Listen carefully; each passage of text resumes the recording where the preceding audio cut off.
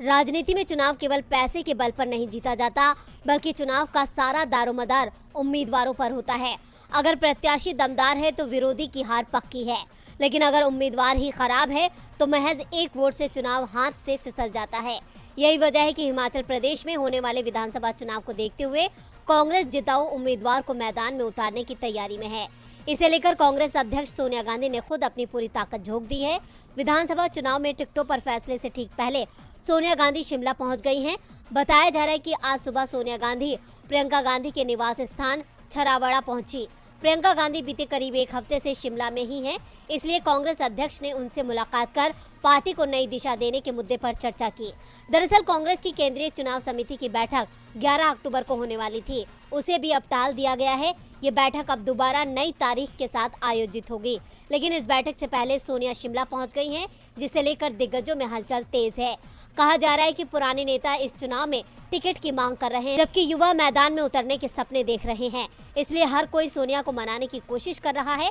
हालांकि कहा जा रहा है कि सोनिया अपने दौरे पर कोई भी राजनीतिक बैठक नहीं करेंगी, वो केवल अपने निजी काम से आई हैं। बावजूद इसके नेता उम्मीदों के पुल बांध रहे हैं। अब देखना होगा किसके हाथ में कांग्रेस का टिकट आ पाता है और कौन खाली हाथ रह जाता है। महाराष्ट्र की सत्ता से बेदखल होने के बाद भी उद्धव ठाकरे का संघर्ष खत्म नहीं हुआ और वो शिवसेना पर वर्चस्व की लड़ाई लड़ रहे हैं। हालांकि चुनाव आयोग से भी उन्हें झटका मिला और पार्टी का सिंबल फ्रीज कर दिया गया, लेकिन आयोग के फैसले से शिंदे को भी झटका माना जा रहा है, क्योंकि आयोग ने उन्हें भी शिवसेना का चुनाव चिन्ह नहीं दिया है। शिंदे गुट के हाथ से भी शिवसेना चली गई। इतना ही नहीं, आयोग ने दोनों दलों को नामों और सिंबल की सूची पकड़ा दी, जिसमें से दोनों गुटों को नाम और सिंबल चुनने को कह दिया।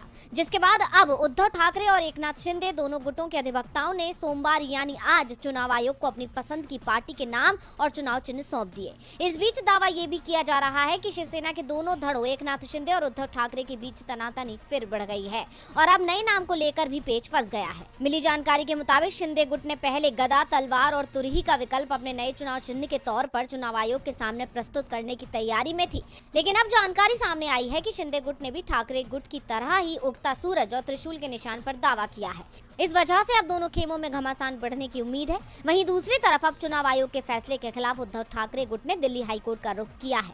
उद्धव गुट का कहना है कि चुनाव आयोग ने बिना किसी सुनवाई के ही पार्टी के नाम और सिंबल को फ्रीज कर दिया। उद्धव गुट के नेता और राज्यसभा सदस्य अनिल देसाई ने कहा है कि हमारी याचिका का आधार है कि चुनाव आयोग ने हमें चुनाव चिन्ह और नाम तय करने को लेकर समुचित समय और अवसर नहीं दिया है। बता दें कि चुनाव आयोग ने शिवसेना के नाम और सिंबल के इस्तेमाल पर अगले आदेश तक रोक लगा दी है और अब उद्धव गुट चुनाव आयोग के फैसले को रद्द करने की मांग कर रहा है। ऐसे में अब देखना होगा कि हाईकोर्ट इस पर क्या फैसला देता है।